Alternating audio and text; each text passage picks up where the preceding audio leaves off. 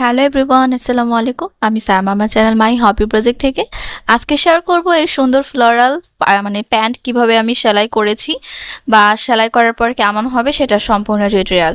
এর আগে আমি কাটিং ভিডিও শেয়ার করেছিলাম, তো আজকে আমি সেলাই ভিডিও শেয়ার করব। এরপর আমি ড্রেসের ফাইনাল লুক শেয়ার করব। দেখুন, প্রথমে এটা যেহেতু টিস্যু কাপড়, মানে কাতানের মধ্যে টিস্যু কাপড়, তো আমি সালোয়ারের পিছনের পার্ট মানে এক সাইডের পিছনের পার্ট এবং সামনের পার্ট আমি সাইড থেকে জোড়া দিয়ে দিচ্ছি, এবং ভিতরে যে আমি শার্টিং কাপড় দিয়েছি সেটাও কিন্তু জোড়া দিয়ে দিয়েছিলাম। মানে সম্পূর্ণ সালোয়ারটা যেভাবে কমপ্লিট করা হয় সেভাবে আমি এখানে কিন্তু দুইটা সালোয়ার একসাথে সেলাই করে পরে কিন্তু আমি কোমরটা একসাথে জয়েন করেছি, মানে আলাদাভাবে সেলাই করার পরে আমি কোমরটা একসাথে জয়েন করেছি। দেখুন, তো এইভাবেই সেলাই করার পরে আমি যে পায়ের যে মুখ সেটাও কিন্তু সেলাই করে দিচ্ছি। আর সম্পূর্ণ সেলাই করার পরে আমি নিচের পায়ের যে নিচের হায়ের যে অংশ সেটা এবং পায়ের মুখটা একসাথে সেলাই করেছি, দুইটা কাপড় একসাথে। তো আমি যদি পুরোপুরিভাবে অর্গানজা আর শার্টিং কাপড়টা একসাথে সেলাই করতাম তাহলে এটার ফিনিশিংটা আরও সুন্দর হতো, কিন্তু আমার অনেক কষ্ট হয়েছে এটা সেলাই করতে, প্রচুর কষ্ট বলতে গেলে। আমার মনে হয় দুইটা প্যান্ট আমি নিজে বানিয়েছি, দুইটা প্যান্ট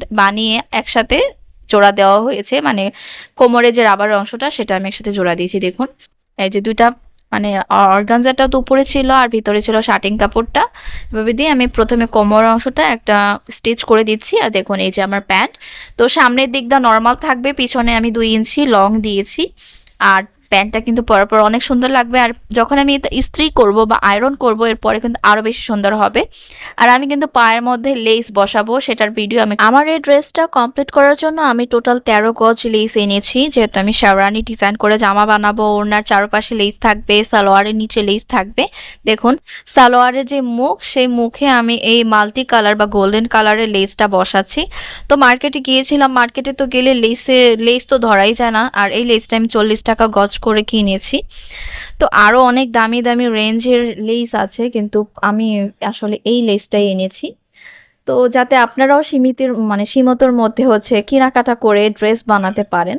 দেখুন, তো এখানে যে পায়ের মধ্যে আমি কিন্তু 2টা লেয়ারে সেলাই করতে হবে, আর লেস বসানোর পর আরও সুন্দর লাগবে।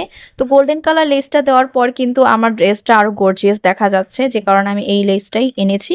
আরও অনেক লেস ছিল, সেখান থেকে আমার এটাই পছন্দ হয়েছে। আর ড্রেসের ভিডিওটা কে কে দেখবেন সেটা তো অনেক সুন্দর হবে। সবাই ভালো থাকবেন।